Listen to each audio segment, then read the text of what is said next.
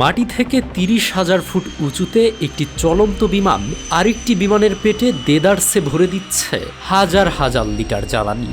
মাঝ আকাশে মাত্র ৩০ ফুটের মৃত্যু ঝুঁকিপূর্ণ দূরত্ব বজায় রেখে দুটি বিশাল যন্ত্রদানব তখন ছুটছে ঘন্টায় ৬০০ কিলোমিটার গতির পাল্লা দিয়ে।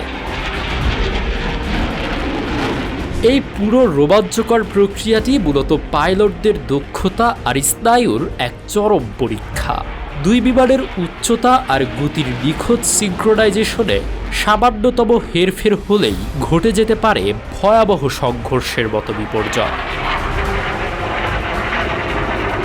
এত ঝুঁকি নিয়েও মাত্র ৩ থেকে ৫ মিনিটেই কানায় কানায় পূর্ণ হচ্ছে যুদ্ধবিমানের শূন্য পেট। বোয়িং KC-135-এর মতো ট্যাঙ্কার থেকে মিডিয়ার রিফুয়েলিংয়ের কৌশলটি কেবল সামরিক বিমানের জন্যই সংরক্ষিত। আমাদের ভিডিওগুলো সিলেট থেকে দেখছেন আমিনুর রহমান ইমন, চাঁদপুর থেকে দেখছেন মোহাম্মদ জিরোম্যান, ভারতের পশ্চিমবঙ্গ থেকে দেখছেন আসকাম ফারুক, ইমদাদুল হাসান দেখছেন নরসিংদী থেকে এবং বরগুনা থেকে দেখছেন মোহাম্মদ শাওন ইসলাম জয়। আপনি কোথা থেকে দেখছেন তা জানিয়ে দিন কমেন্ট বক্সে।